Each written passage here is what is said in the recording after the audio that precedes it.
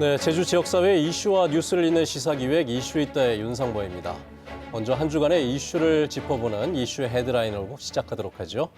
독립언론 IMP터 뉴스의 임병도 기자와 함께합니다. 기자님 안녕하세요. 네, 안녕하세요. 예. 자, 오늘 준비한 헤드라인, 첫 번째 헤드라인 살펴보죠. 국민 절반이 피해자, 이건 어떤 내용입니까? 지난 4월 22일이죠. 이 SK텔레콤 가입자의 유심 정보가 대규모로 유출되는 사건이 발생했습니다. 이 대한민국 통신 역사상 최악의 해킹 사건이라고도 하는데요. 그 이유는 SK텔레콤 가입자가 국내 최다 많이 보유하고 있기 때문입니다. 그렇죠. 예. 이번 사건이 가장 심각한 이유는 이 휴대전화만 있는 유심의 식별번호가 이제 유출되면서 유심 카드의 복제가 이루어질 수 있다는 이 우려가 나오기 때문입니다. 예. 한마디로 똑같은 휴대폰을 이제 만들어서 이 개인 정보가 고스란히 유출될 수 있는 이런 위험한 상황에 부딪히게 된 거죠. 우리가 이제 들고 다니는 휴대전화는 사실 단순히 이제 그 전화기만의 기능은 하지 않고 있잖아요. 그럼요. 저 같은 경우도 이제 지갑을 안 갖고 다니거든요. 예. 휴대폰 안에 뭐 금융 정보, 그다음에 카드, 신분증이 다 있기 때문에 사실 이 스마트폰 하나만 있으면은 생활하는데 전혀 불편함이 없는데 이 제 모든 정보가 담겨 있는 이 휴대폰이 복제가 된다면은 엄청난 위험에 처해져 있는 상황인 거죠. 그렇죠. 말씀하신 대로 이게 단순한 휴대폰 하나가 아니고 그다음에 지금 아까 말씀하신 대로 SK텔레콤이 우리나라에서 가장 많은 그 가입자를 보유하고 있는 기업 아니겠습니까? 피해를 최소화하기 위한 대책이 당연히 있어야 되지 않겠어요? 가장 빠르고 손쉬운 방법은 이제 유심 카드 자체를 바꾸면 되는 겁니다. 예. 이 전문가들도 이제 그 방법을 가장 이제 우선적으로 이제 추천을 했습니다. 그런데 문제는 이 유심 카드를 교체를 할 수 있는 방법이 없어요.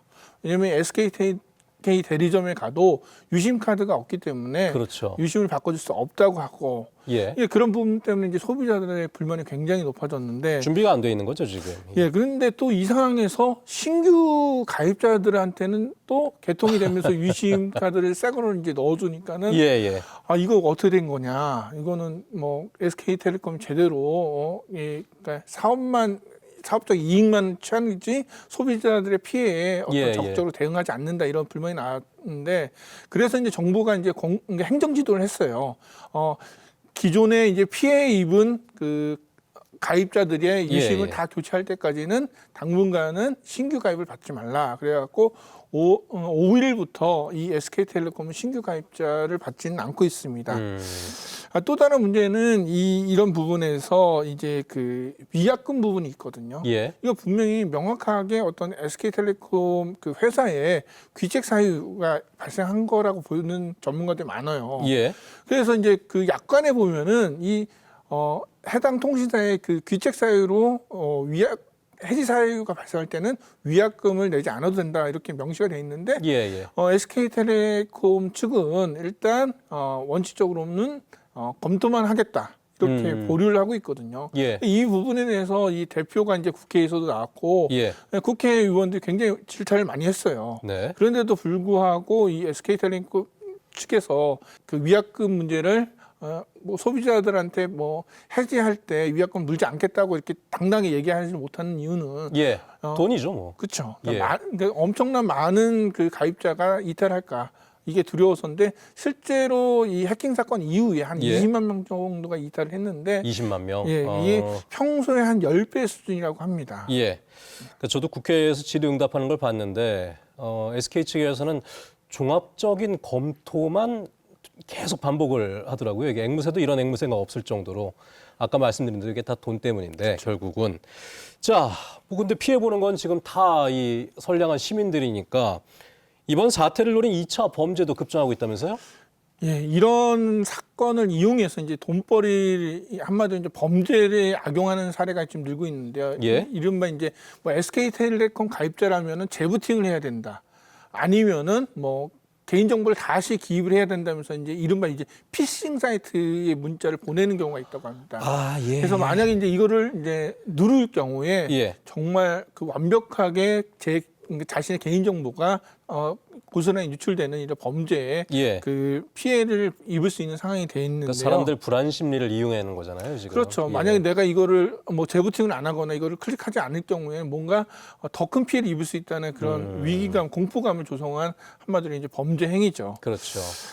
또 하나 이 사실 제일 큰 문제는 이 뭐 젊은 사람들은 괜찮지만은 나이 드신 어르신들이 예. 제일 큰 문제거든요. 아, 그렇죠. 그분들은 뭐 이 유심보호 서비스라든지 어떤 그 대책을 잘 모르기 때문에 뭐 은행이나 뭐 대리점을 가도 지금 뭐 사람이 많이 있어갖고 그런 것들을 대처를 못 해주니까는 뭐 발만 동동 구르고 있는데 예. 사실 이런 부분에서는 이 좀 자녀분들이 좀 이렇게 도와줄 필요가 있다고 생각합니다. 예, 예. 부가 서비스 많이 가입하신 분들이 있어요. 예, 예. 근데 그런 것도 좀 검토를 하시고 사실 이번 사태를 통해서 우리나라의 이 징벌적 손해배상금 제도를 도입을 해야 된다는 지적도 나옵니다. 예. 만약 미국의 경우 이런 엄청난 해킹 사건이 발생했다면은 아마 이 SK텔레콤이 이제 몇 조에 해당하는 이 예. 가징적인 벌금을 냈어야 한다는 이야기도 나오고 있습니다. 회사의 존망이 걸린 문제였으면 아마 처음부터 철저하게 대비를 잘했을 거라는 말씀이신 거고 우리나라는 처벌이 약하다 보니까 그렇게까지 신경을 쓰지 않았다는 지적은 매번 나오고 있지만 아직 바뀌는 부분은 전혀 없는 것 같습니다. 처음에 이 유심보호 서비스도 가입을 해야만 보상을 해줄 것처럼 그런 뉘앙스를 풍기는 글을 올렸다가 질타를 받으니까 좀 바꾼 부분도 있었는데 기업의 선의에 절대 기대를 하시면 안 됩니다. 이 부분에 대해서는 철저하게 지금 시민들이 똑똑해져야 된다는 부분에 대해서는 거기 잊지 마시고 주변에 좀 이 어려워하시는 어르신들이 있으면 꼭 좀 도와주시기를 당부를 드리겠습니다. 자, 다음 헤드라인 가보죠. 버스는 쓰레기를 싣고 이건 어떤 내용입니까? 뭐 이제는 그 쓰레기 분리수거가 완전히 정책이 됐죠. 그런데 예. 제가 이제 중산간 지역에 살 때만 해도 이 쓰레기 버리러 가려면은 차를 타고 가야만 했습니다. 왜냐하면 예. 걸어가긴 좀 멀었거든요. 그러니까 도심지에 사시는 분들은 사실 모르겠지만은 이 중산간 지역만 해도 그 이른바 크린하우스죠. 크린하우스가 많이 없습니다. 그래서 제가 이제 조사를 해봤더니 대부분의 크린하우스가 도심이나 해안가 주변에 집중돼 있고 아, 예, 예. 중산간 지역 그 마을, 그러니까 농촌 마을에는 정말 띄엄띄엄. 그러니까 어르신들 같은 경우는 절대로 이제 걸어가지 못할 정도의 굉장히 먼 거리에 있는데 그렇죠. 사실 뭐 저같이 이제 차가 있는 사람은 상관없지만은 차가 없는 어르신의 경우는 뭐 이 자녀들이 올 경우 예. 자녀들한테 그 차에 싣고 좀 버려달라고 하거나 아니면 예. 제가 아는 삼촌은 이 장날에 꼭 예, 예. 바구니에다 이제 쓰레기를 모아서 버스를 타고 가셔서 읍내에 네네. 클린하우스가 있잖아요. 보통 이제 마트 옆에. 예. 그럼 거기다 이제 버리고 그리고 이제 장을 보고 이제 오신다. 뭐 이런 게 있어요. 요새 이제 날씨가 점점 더워지고 있잖아요. 일반 쓰레기는 좀 모아놨다 버릴 수 있는데 음식물 쓰레기는 또 그렇죠. 뭐 이제 파리가 끼고 냄새도 나잖아요. 그래서 예. 그것 때문에 이 여전히 쓰레기 불법 소각이랑 아니면은 이제 무단 배출이 사라지지 않고 있다고도 합니다. 예. 어르신들께서 특히 처음 난 어르신들이 이제 중산간에 사시는 경우에 굉장히 불편하다는 이야기들은 예전부터 많이 있었는데 자, 그러면 조금 그래도 좀 편하게 할 수 있게 클린하우스를 늘릴 수 있는 방법은 없는 겁니까? 이 클린하우스가 마을 곳곳에 있지만 이게 보면은 이게 인구 비율로 이제 그 조정을 한다고 합니다. 예, 예. 그래서 알다시피 이제 중산간 그 농촌 마을에는 점점 인구가 줄어들고 있잖아요. 좀 분산돼 있고. 예, 그렇기 때문에 뭐 한정된 예산에서 마음대로 이제 클린하우스를 조성할 수는 없다고 합니다. 예. 특히 이제 지역은 없지만 또 인구는 또 제주시에 비해서 상대적으로 적은 서귀포시의 경우는 예. 더 심각하다고 그러는데요. 서귀포시 읍면에는 이 쓰레기 배출 시설이 인구 1,600명에서 한 2,000명당 한 곳이 있다고 합니다. 아, 그래요? 그러니까 그렇다고 해서 뭐 클린하우스가 있는 이 해안가나 도심 지역도 뭐 문제가 아예 없는 건 아닙니다. 예. 이 클린하우스를 관리하는 인력이 있으면 상관이 없지만은 이 없는 경우에 이 쓰레기를 무단 뭐 배출하거나 뭐 악취 때문에 민원을 제기하는 사람도 굉장히 많다고 합니다. 그래서 예. 내가 쓰레기 버리는 건 좋지만 가까운 곳에 하지만 내 집 앞은 싫다. 왜냐하면 냄새가 나기 때문에 이런 민원 때문에 사실 지자체마다 좀 골치가 아프다고 합니다. 그러니까 들어보면 이해를 못할 바는 아닌데 특히 우리 그렇죠. 제주 같은 경우에는 이제 은면 지역으로 갈수록 인구 대비 면적이 넓은 경우들이 많이 있으니 관리 자체가 좀 쉽지 않은 것도 알겠습니다. 그렇죠. 다만 그렇다고 해서 그대로 계속 갈 수 있는 것은 아니고 뭔가 좀 대책이 필요하긴 할 것 같은데요. 다른 지자체의 경우를 한번 보면은 다른 지자체의 경우는 이 읍면 지역에서 예. 이 수거 인력을 별도로 고용을 해서 그러니까 그분들이 이제 가서 이제 수거를 하는데 이제 대상이 전부는 아니고 예. 그 고령자가 많이 살고 계신 마을 같은 경우에는 그분들이 이제 그 뭐 쓰레기 버리러 가기가 힘드니까는 네. 뭐 일주일에 한 번, 월 한 번, 월 1회 이렇게 날짜를 정해서 그분들이 이제 차를 갖고 이제 수거를 해서 쓰레기 배출 시설에 이제 분리해서 이제 배출을 해준다고 합니다. 예.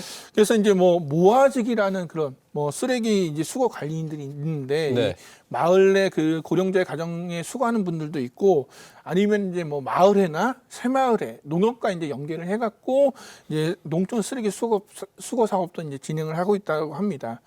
우리가 이제 해야 될 게 뭐냐면 제주는 섬이잖아요. 그렇죠. 쓰레기를 버릴 곳이 마땅치 않아요. 소각하는 부분도 있지만은 반대로 반드시 육지에 배출해야 되는 부분도 있기 때문에 이 쓰레기를 이제 수거하는 단계부터 제대로 이제 수거를 해야 된다는 부분도 있고 또 일부 이제 도민들 입장에서는 이렇게 우리가 쓰레기 분리 배출을 잘했는데도 불구하고 예. 도가 제대로 이거를 관리를 하느냐 이런 의문점을 갖고 있는 분들도 있거든요. 알겠습니다. 관련돼서 좀 세심한 그 행정이 필요하다는 말씀으로 좀 이해를 하겠습니다. 자, 임병도 기자와는 여기서 인사 나누도록 하죠. 이슈 헤드라인 함께 하셨습니다. 고맙습니다. 네, 고맙습니다.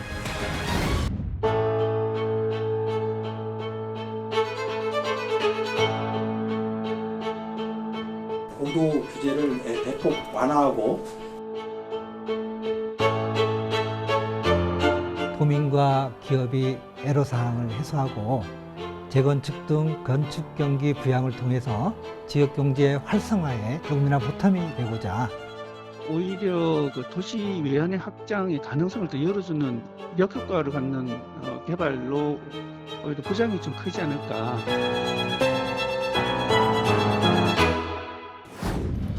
네, 이번엔 이슈 토론으로 이어가 보도록 하겠습니다. 함께 이야기 나눠주실 분들 소개해드리도록 하죠.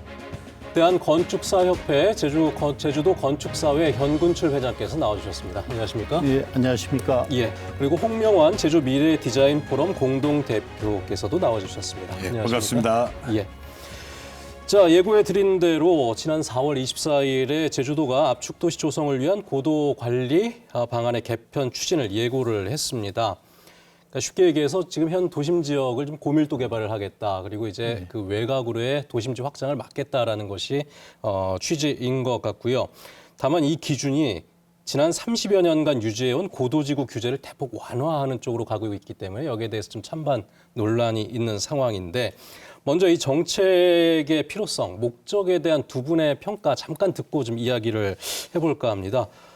우리 대표님부터 좀 시작을 해주실까요? 예, 저는 그 도시 외연 방지, 외연 확산 방지와 원도심 활성화를 위하는 뭐 압축 도시를 추진하는 것에 대해서는 저는 적극적으로 동의하는 입장입니다. 예. 또 그래야 되고요. 그렇지만은 이번에 압축 도시를 위해서 고도 완화를 한다라는 부분이 과연 이게 맞느냐 이런 부분에서 저는 조금은 이게 조금 잘못 지금 진행되고 있는 게 아닌가 이런 생각이 좀 들고 있습니다. 압축도시라는 방향 자체에 대해서는 동의하지만은 방식은 지금 이게 옳은 방향인가에 대한 의구심이 있다는 말씀이시죠? 도리어 효과가 거의 저는 좀 미미할 것이고 도리어 제주 도시의 어떤 경관이라든지 어떤 도시의 모습을 어떻게 보면 이제 포기해버리는 게 아니냐 그냥 방치해버리는 도시계획이 아닌가 하는 좀 우려가 좀 큽니다. 알겠습니다. 현군출 회장께서는 좀 어떻게 생각하시는지. 예, 압축 도시에 대한 논의가 전부터 있어 왔다라고 알고 있습니다. 그렇죠. 그런데 이제 본격적으로 공론화가 되고 있는 이 시점에 대해서는 저는 중요하게 생각을 하고 있습니다. 그러니까 아까 말씀해 주셨던 대로 어떤 도시 확산을 막는 그런 취지가 있기 때문에 이런 내용에 대해서 공론화를 시켜서 같이 논의하면서 말씀하신 것처럼 부분적으로 문제가 되는 부분들에 대해서 같이 논의하고 좀 더 살릴 수 있는 압축 도시가 갖고 있는 장점을 이걸 좀 만들어낼 수 있도록 전문가 그룹 그리고 뭐 주민들도 그렇겠죠. 주민 그리고 행정에서도 같이 노력을 해야 되지 않을까 하는 생각을 갖고 있습니다. 이 부동산 관련된 부분은 항상 토론하다 보면 이해관계가 좀 많이 있어서 이게 좀 조정이 쉽지 않은 부분들은 있을 겁니다. 다만 이제 회장님께 제가 하나만 더 여쭤보고 싶은 것은 홍명환 대표께서는 아까 이제 압축도시의 방향에 대해서는 동의하나 고도 완화를 시키는 것이 큰 도움은 안 될 것이다라는 취지로 말씀하셔서 고도 완화와 관련해서는 혹시 좀 어떤 의견이신지? 예. 그러니까 제가 2024년, 그러니까 작년 초에 제가 협회장이 됐습니다. 그때부터 행정 그리고 건축 관련 단체 그리고 우리 협회가 참여해서 여러 가지 지역 경제 활성화를 위한 논의를 계속해서 해왔습니다. 지금까지. 그래서 이 부분에서 고도 완화가 지역 경제 활성화를 위한 차원에서 논의가 되어 왔던 것도 사실이긴 한데 저희 입장에서는 미래 도시 비전을 위해서 이러한 고도 완화에 대한 부분도 같이 한번 좀 더 올려놓고 논의하면서 말씀하신 것처럼 어떠한 문제점들이 있고 어떤 부분들은 이 개선을 시켜야 되고 그리고 사실 더 중요하게 생각되는 부분도 있는데 기존 건축물들은 또 어떻게 이 부분들을 그렇죠. 지속 가능하게 만들어 가야 될 것인가에 대한 논의들도 같이 있었으면 하는 생각에 있습니다. 그러니까 협회를 대변하다 보니까 다양합니다, 사실. 그렇죠. 어떤 개발에 대한 어떤 생각도 있고 그 지속 가능한 지금 기존 건축물을 어떻게 해서 재활용을 해서 활용해서 이게 사용할 수 있는 부분에 대한 도시 재생에 대한 어떤 논의도 있고. 자, 이 부분은 우리 시청자들께서도 이제 좀 염두에 두시면서 들어주시면 좋을 것 같은데 이해관계가 다 다릅니다.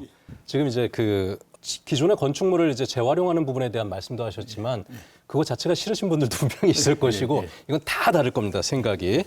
자, 지금 이제 도정의 계획은 오는 2027년에 시행을 하겠다라는 것이거든요. 2026년 내년에 이 부분에 대한 이제 관련된 조례를 통과시키고 2027년에 시행을 하겠다라는 것인데, 그러니까 말씀하셨던 대로 이 압축도시 개념은 예전부터 계속 이제 좀 주장해왔던 분들이 계시고 우영훈 지사도 계속해서 얘기를 해왔던 부분이기 때문에 다만 이게 좀 빠르게 추진이 되고 있는 것은 아니냐. 아까 좀 시점 얘기하셨는데 지금 시점에 적합한 것이냐라는 것은 좀 의견이 다를 수도 있어서 이 부분 한번 생각을 여쭤보도록 하겠습니다.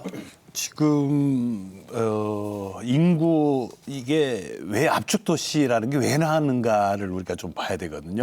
전 세계적으로도 이제 압축도시를 정책을 해서 성공적인 도시를 아마 이렇게 들려면은 우리 이웃한 일본의 도야마시 같은 경우입니다. 도야마시가 한 인구가 한 40만, 제주시만한 도시인데 이런 작은 도시에서 인구는 감소하나 도시가 확산되니까 도시의 관리 비용이 증가를 하게 되는 겁니다. 그렇죠. 그럼 도시의 관리 비용을 이제 우리 한국 전체적으로도 보면은 이제 19년도에 한 12조 정도 되는 노후 도시 인프라 관리 비용이 2050년이 되면은 한 50조, 우리 국방비 전체하고 맞먹을 정도로 이 도시의 인프라에 각종 도로, 상하수도, 하수도 뭐 이런 비용들이 이 관리하는 비용만 50조 이상 들게 되는 거예요.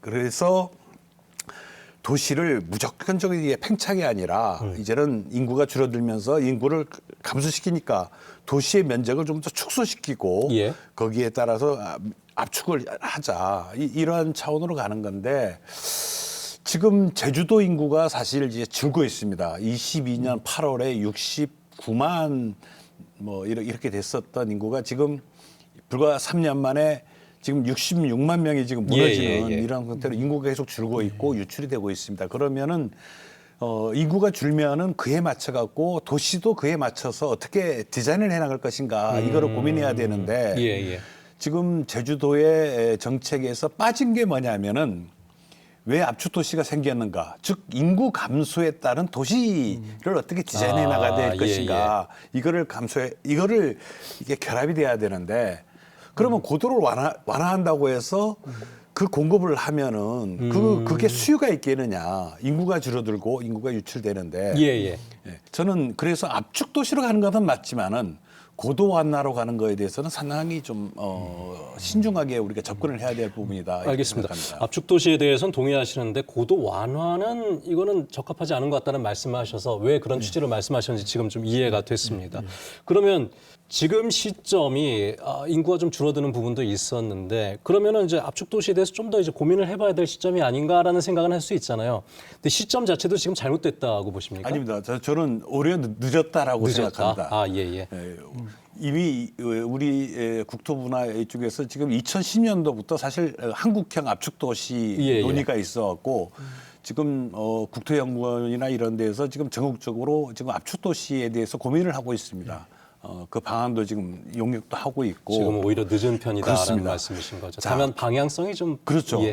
지금 압축 도시를 한다는 거는 도시 팽창을 확장을 저지하는 거거든요. 그러면 자연 녹지라든지 중산간 관리를 더욱더 강화를 해나가야 되는데 제주도가 요즘 어떻습니까? 중산간 곧 관리 에어포레스트라든지 이러한 신도시를 다 자꾸 한라산 중간에 그러니까 확충을 시키고 있다는 말씀이신 그렇죠. 거죠. 알겠습니다. 그 얘기 조금 이따가 좀 더 확장시켜서 얘기를 해보도록 하고 현무철 회장께서는 지금 이 고도 완화 정책이 논의된 시점에 대한 여기서도 좀 얘기가 좀 나오고 있어서 지금 너무 늦었다라는 말씀도 하시지만 일각에선 그 얘기도 합니다. 이게 100년 대계인데 100년 대계를 조금 급하게 하는 것이 아니냐. 그리고 이게 어쨌거나 다 정치랑 연관이 될 수밖에 없기 때문에 도지사의 임기 말보다는 임기 초에 하는 게 좋지 않겠느냐라는 그런 지적들도 일부 있긴 해서 거기에 대한 생각 잠깐 좀 여쭤보도록 하죠.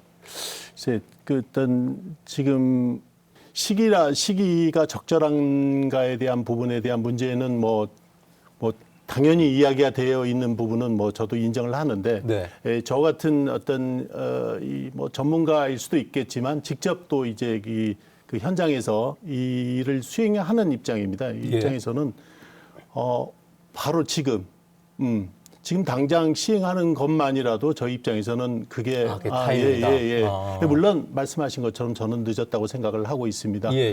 그리고 지금 완화에 대한 얘기는 저는 조금 결이 조금은 다르긴 한데 사실 고밀도를 위한 방안에 대해서 지금 완화를 아마 선택을 한 것 같습니다. 네.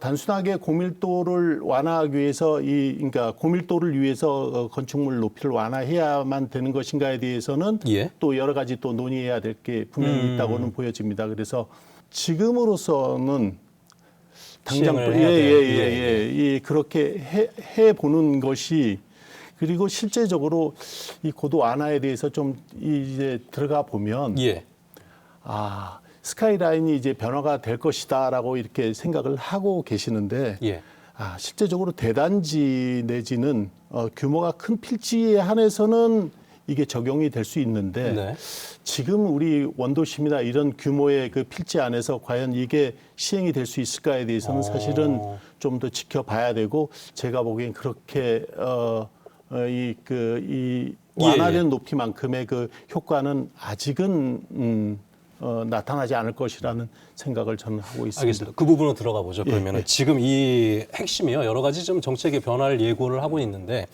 핵심이 되는 부분이 이제 현재 건축물의 최고 높이가 지금보다 이제 대폭 완화가 되는 겁니다. 현재는 이제 45m에서 55m. 그러니까 주거 지역이나 뭐 준주거 지역은 현재 뭐 45m까지고 일반 상업 지역이 55m까지로 좀 제한이 돼 있는데 이 부분을 풀어서 일반 주거 지역은 75m까지, 그러니까 아파트로 치면 한 25층 정도 되는 거죠. 그 다음에 준 주거 지역은 90m, 30층까지. 그 다음에 일반 상업 지역은 160m, 40층까지인데 이게 드림타워 정도의 높이 생각하시면 될 것 같습니다. 물론 이것도 다 그렇게 해주겠다는 건 아니고 일정 기준 높이 이상 올라갈 때는 경관심의위원회 심의를 거쳐서 이 부분을 좀 해주겠다. 도시계획위원회 해주겠다는 것인데 그러니까 여기에 대한 좀 찬반 양론이 있는 것 같아요. 이 기준에 대해서는 아마 조금 부정적이신 것 같고 맞죠?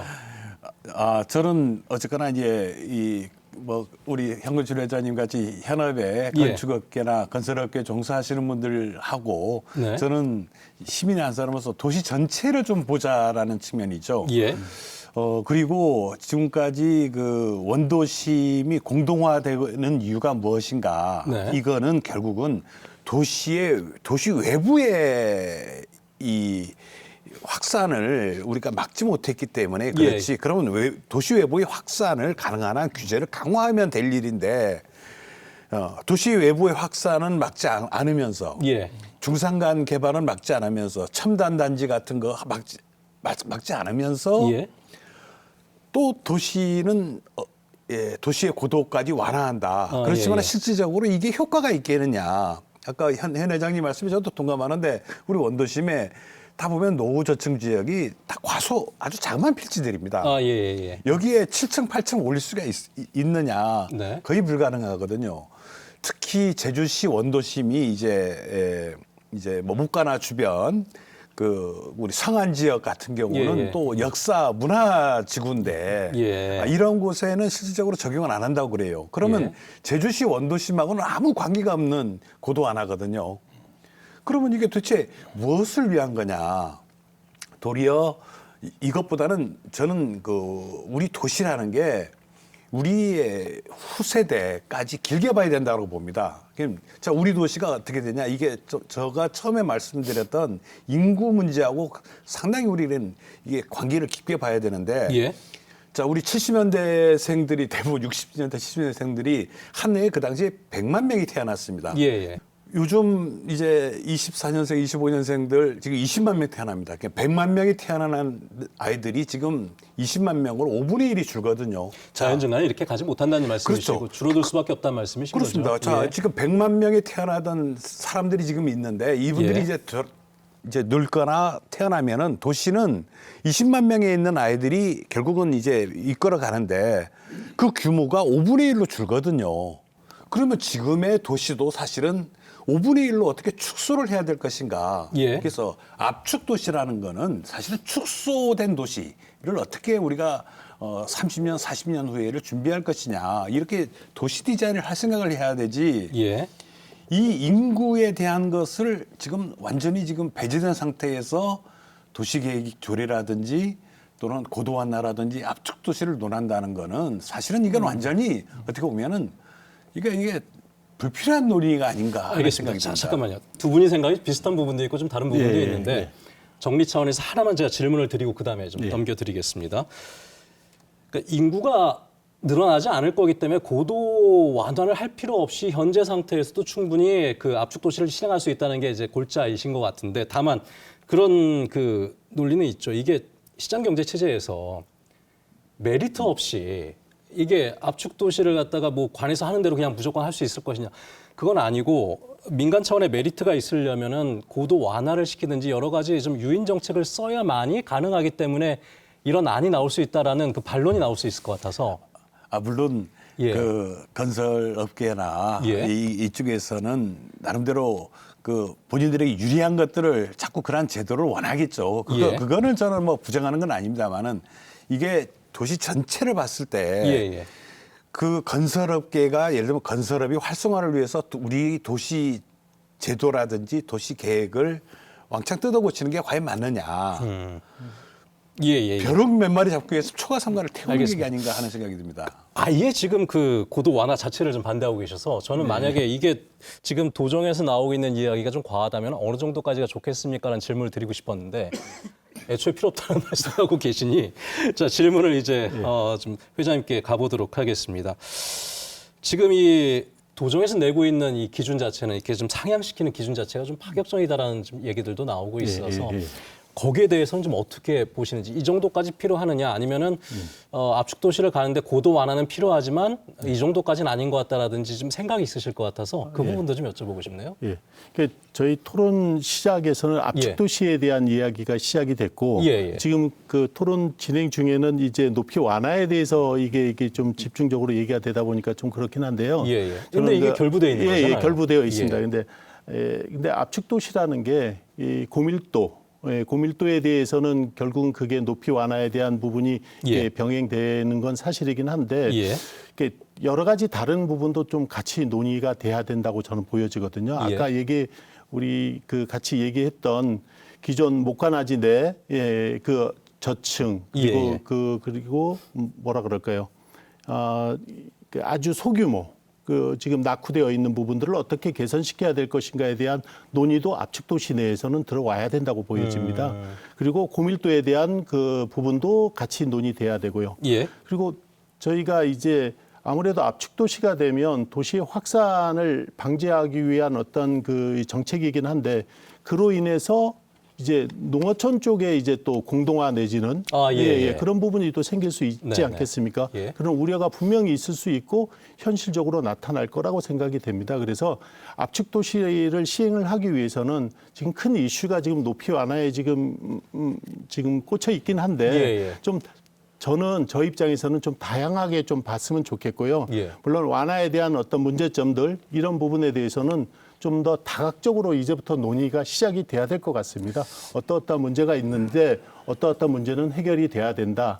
그리고 그 외에 다른 문제들도 같이 논의가 되어야 되는데 압축 도시에서 지금 높이 완화에 대한 쪽만 너무 집중적으로 얘기를 하다 보면 여기에서도 다시 또 그냥 끝나버리지 않을까 하는 우려가 저는 좀 있습니다. 그래서 아까 말씀해 주신 제주의 미래 도시, 지속 가능한 도시를 위해서는 저로서도 압축 도시가 가장 그래도 맞아 떨어지는 정책이 아닌가 생각을 합니다. 그러니까 타 지금 지역에서 인구 소멸에 대한 얘기가 지금 많이 얘기가 되어지는 부분에 대해서 저 역시도 공감하고 있고요.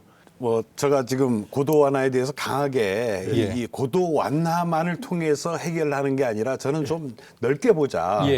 그 부분은 이제 같은 말씀이신데 저도 현 회장님 말씀에 뭐 건설 쪽에 있는 분들의 그 어떤 욕구 이런 걸 뭐 저는 뭐 전반적으로 부정하는 건 아닌데 단지 큰 틀에서 우리 도시가 어떻게 매력적인 도시로 가야 되는가.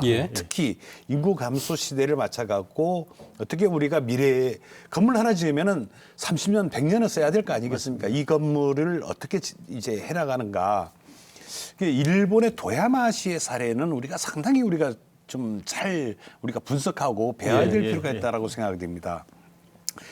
일본의 도야마시가 인구가 줄어들면도 불구하고 이게 압축도시를 정책을 하면서 당시에는 도심지 안에 인구가 28% 정도밖에 이제 거주를 안 하다가 이게 40% 넘어까지 지금 한 15년 사이에 이제 도심지로 이제 인구가 이제 모여들게 됐습니다. 이게 뭐냐면 그 이유는 뭐냐면은 도심의 대중교통, 공공교통 축을 중심으로 거주 유도구역을 설정을 합니다. 이게 어떻게 보면 이제 권장을 하는 거죠. 거기에는 이제 고밀도도 아마 허용할 겁니다. 그 얘기는 뭐냐면은 우리가 정류장이 뭐 500m, 1km마다 큰 역세권이 있다면은 그러한 어떤 정류장을 지구 단위 계획을 해서 지구 단위로 이렇게 하고 이 지구와 지구를 공공교통으로 일본은 트램이죠. 뭐 우리 같은 경우 BRT로 이렇게 연결을 하면서 자동차 중심의 도시가 아니라 공공교통 중심의 어떤 도시로 이렇게 하면서 해야지 지금 상태에서 공공대중교통의 혁신 없이 고도화를 시키면은 그 많은 차량들, 교통 혼잡들은 도시의 지금 도시 혼잡도 알겠습니다. 더 악화를 시키지 않을까. 그러니까 다른 기반 시설이라든가 여러 고려 없이 고도 완화 쪽에만 이제 집중이 되다 보면은 여러 부작용이 예상되는데 그 부분에 대한 고민이 아직 보이지 않는다라는 말씀이신 거죠? 알겠습니다. 그냥 유일하게 좀 생각이 갈리는 부분인 것 같은데 저 회장님께도 그 부분을 하나 여쭤보고 싶은데 그러니까 제가 좀 쭉 듣다 보니까 우리 홍명환 대표께서의 그 생각은 아마 그건 것 같습니다. 필요한데 압축도시 필요한데 지금의 고도 제한 정책으로도 충분히 압축도시가 실현 가능하다는 생각이 있으신 것 같은데 거기에 대해서는 혹시 어떻게 보십니까? 그러니까 지금도 못 올릴 건 아닌데 지금 제한된 높이만으로도 건축물을 지으면서 충분히 압축이 가능하다는 취지이신 거잖아요. 지금 거기에 대한 생각은 조금 지금 어떠신지. 제주시, 원도시, 뭐 이제 건입, 짧게 마무리해 주시죠. 뭐 이러한 우리 기존 도심 지역이 사실은 밀도가 적은 게 아닙니다. 밀도가 상당한 도시이고 뭐 이제 서울이나 프랑스 같이 이게 아주 현재 밀도도 대단한 곳인데 여기다가 더 밀도를 높인다라는 거는 저는 아주 이상한 생각이다라고 생각합니다. 이상한 생각이죠. 지금도 혼잡해서 지금 사실 그렇지 않습니까? 지금도 혼잡한데 여기에 더 밀도를 높인다는 게 이상하지까지는 않더라도 그 지금의 이제 고도 제한만으로도 충분히 압축 도시가 가능하다는 아마 생각이 있으신 것 같아서 혹시 그 부분은 생각이 어떠세요?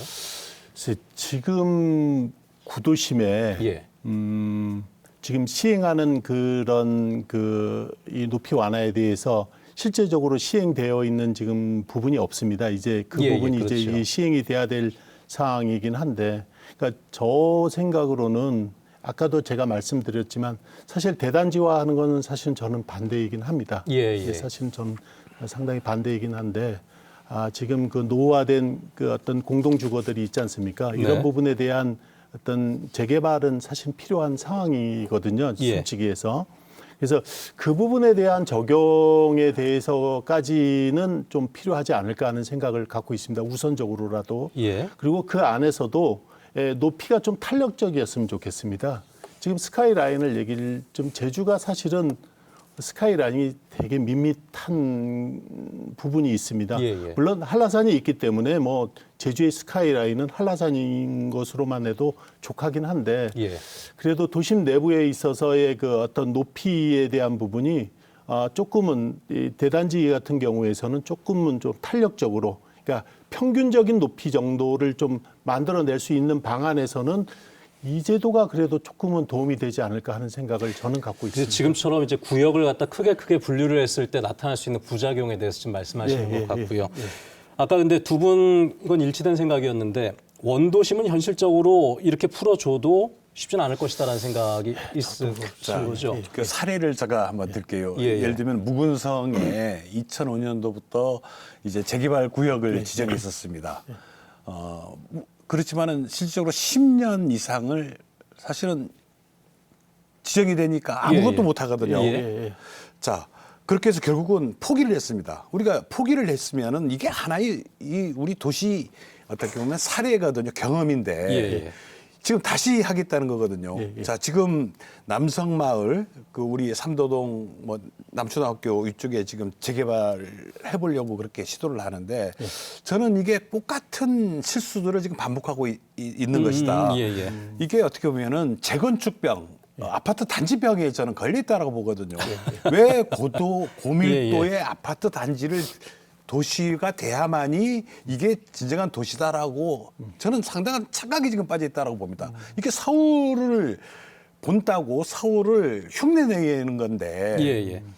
근데 그게 아까 제가 말씀드렸던 유인 효과 때문 아닐까요? 왜냐하면은 그런 유인 효과도 없이 이걸 개발을 하겠다고 했을 때 할 수 있을 것인가. 이게 바로 착각 속에 착각이라는 거죠. 그러니까 그러면은 이제 이미 실패한 거를 왜 다시 그런 아파트 단지로 원도심을 만들고자 하는가.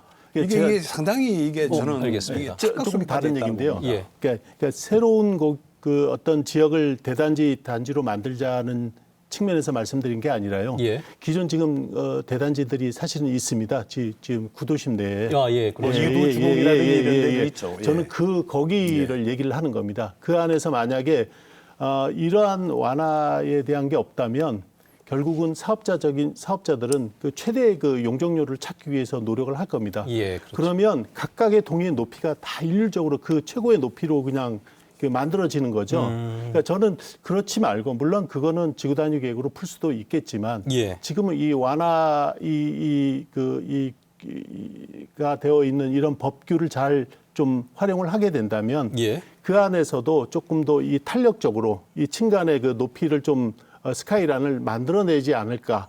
그런 측면에서 혹시라도 이 제도가 또 활용이 될 수 있지 않을까 하는 측면을 말씀드린 거고, 그 외 지역 아까 말씀해 주신 것처럼 새로운 어떤 지역 안에서 대단지 그 주거 단지를 만드는 것에 대해서는 저 역시 그 부분은 좀 알겠습니다. 자, 지금 너무 고도 완화 쪽에만 집중되는 부분에 대해서는 조금 이게 좀 우려하시는 그 목소리도 있었는데, 다만 지금 언론에서 대부분 주목하는 것도 고도 완화입니다.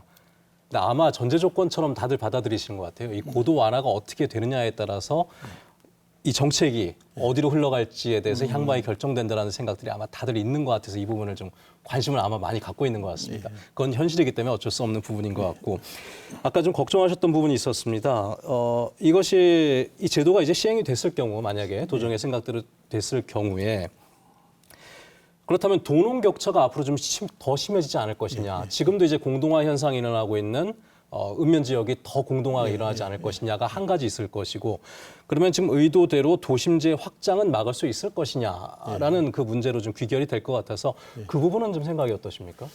그러니까 뭐 시내권, 시외권으로 하겠습니다. 시외권의 공동화는 지금도 지금 뭐 급속하게 이루어지고 있는 게 현실입니다. 근데 앞으로 조금만 더 가면 더 큰 문제가 발생이 될 거라고 저도 생각을 하고 있습니다. 지금 그대로 가더라도.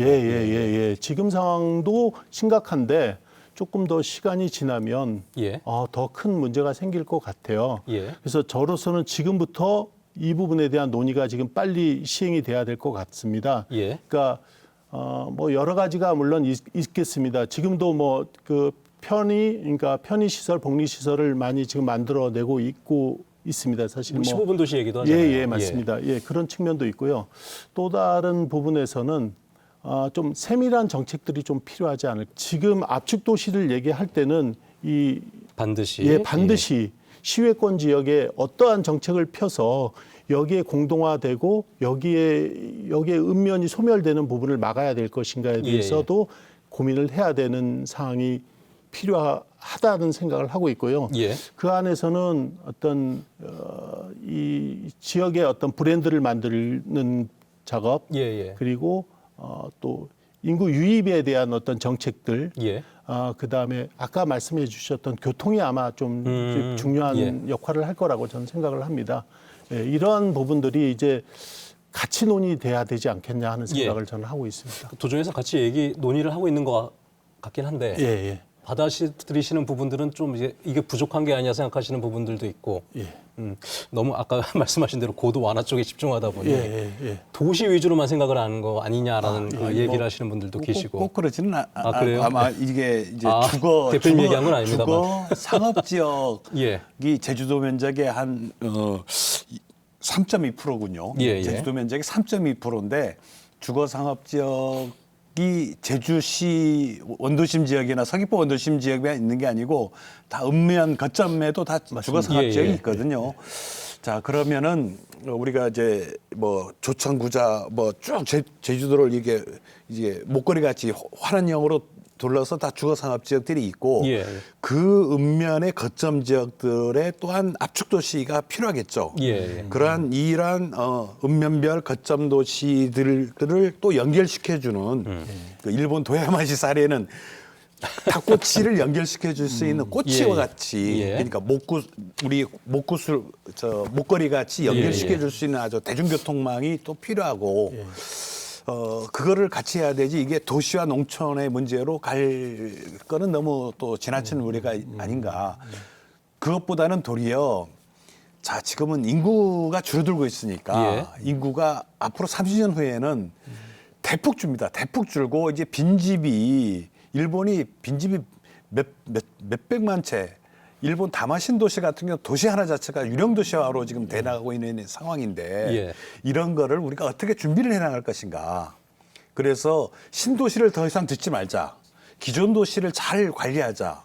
또 기존 도시 인구도 절반 이상 줄어들 것이기 때문에 더 줄어드는 인구를 어떻게 잘 관리할 것이다. 이렇게 해야 되지. 지금 아까 좀 전에 우리 현 회장님하고 좀 얘기가 제가 틀렸던 게 저는 노후주택, 단독주택을 좀 위주로 받고 아마 현 회장님은 이제 대단지. 아파트 주거단지를 위주로 봐서 말씀이 엇갈렸는데 저는 아파트형 단지는 사실은 면적이 얼마가 되지는 않습니다. 우리 대부분의 도시 지역이 4층이야. 특히 2층 이하 단독주택 지역이 면적이 대부분이거든요. 자, 우리 도시의 대부분을 차지하고 있는 노후 단독주택 지역을 어떻게 우리가 잘 관리해 나갈 것인가.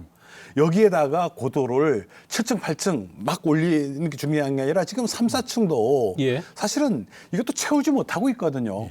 또 우리 구도심이 녹지다운 녹지, 공원, 가까운 15분 이내에 걸어서 도보로 접근할 수 있는 공원들이 없습니다. 알겠습니다. 그 부분 이제 취지는 계속 이제 얘기해 주셨던 부분이니까 매력적인 도시를 만들어야 되는데 왜 매력적인 도시를 안 만들고 고도 완화를 논의하는지 저는 정말 이상하다라는 얘기입니다. 알겠습니다. 지금. 자, 만약에 근데 지금 이 고도 완화를 골자라는 이 제도가 시행됐을 때 그럼 도심 확장은 좀 막아낼 수 있을까요? 어떻습니까? 그건 어떻게 보세요? 아니, 저는 효과가 없을 별로 거라고 없을 보는 거라고 게 보세요? 왜냐하면 자연 녹지에다가 지금 4층 다 지을 수 있지 않습니까? 뭐 30대 세대에서 지금 50세대로 또 넓히겠다고 그러는데 이렇게 규제를 완화하고 에월 포레스트 같이 중산간 한라산 중산간에다가 신도시 만들고 예. 그 다음에 신항만 짓는다고 거기다가 80만 제곱미터 또 신도시를 만들고 또 화북에다가 지금 뭐 몇천 세대 아파트 단지를 만들고 이런 식으로 계속 전체적인 완화 예, 정책이라고 보시는 거군요. 예. 시외 확산을 허용하면서 예. 말로만 압축 도시를 하고 실제적인 매력적인 도시는 아무것도 없이 그저 고도 알겠습니다. 완화만 한다는 거는 예. 이거 정말 저는 이게 도민을 기만하는 것이 아닌가 이런 알겠습니다. 생각이 듭니다. 자, 지금 시간이 거의 다 됐는데 그 하고 싶은 말 못 하고 가시면 집에 가 생각납니다. 예. 마지막으로 좀 정리해서 말씀하실 수 있는 시간 좀 드릴 수 있을 것 같은데요. 예. 그러니까 그 공론화에 대한 내용하고요. 예. 그다음에 정책 추진에 대한 제안을 좀 하고 싶은 부분이 좋습니다. 있습니다. 그러니까 사실 획기적인 공론화에 대한 절차하고 기준은 뭐 얘기 드리려고 하는 건 아니고요. 지금 하고 있는 공론화 절차상에서 보완해야 될 부분들이 저는 좀 있다고 보여지는 겁니다. 예. 그러니까 어떤 용역이 시행이 됐을 경우에 그러니까 용역이 완료가 된 다음에 공청회 뭐 이런 절차를 이렇게 밟게 되지 않습니까? 예. 근데 용역이 이 시행이 될 때 어떤 전문가 그룹 그리고 주민들의 어떤 대표들이 모여서 병행해서 같이 그 용역에 대해서 같이 고민을 하는 겁니다. 예. 그러면서 중간중간 그 어떤 그 내용에 대해서 용역진하고 같이 교류를 하고 그래서 의견을 좀 수렴할 수 있는 부분은 수렴을 좀 시키고 뭐 이런 부분들이 좀 중요할 것 같고요. 지금 오늘도 이렇게 이슈가 되는 것은 어떤 한 가지 주제가 너무 크게 이게 부각이 되다 보니까 이렇게 이야기가 좀 뭐 물론 되게 좋은 얘기이긴 하지만 이렇게 부각이 되긴 하는데 어떤 한 정책을 이야기하게 될 때는 이 지금 고도 완화 같은 경우도 여러 가지 거론돼야 될 사항들이 많습니다. 네. 뭐 건축법이나 뭐 그 외에 그 도시계획법 뭐 관련해 가지고도 그 안에서도 뭐 소방, 교통 그다음에 여러 가지 그렇죠. 이런 것들이 같이 논의돼야 될 것들이 많습니다. 근데 이런 것들은 이게 좀 부각이 되지 않고 이 한 가지만 너무 크게 이게 나타나다 보니까 이 다른 것들이 묻혀버리는 것 같습니다. 저는 그래서 앞으로는 뭐 모르겠습니다. 이 공론화장에서도 이 주제 그러니까 지금 얘기하는 압축 도시라고 한다면 압축 도시 전반적인 부분에 대해서 같이 좀 논의를 좀 했으면 좋겠고요.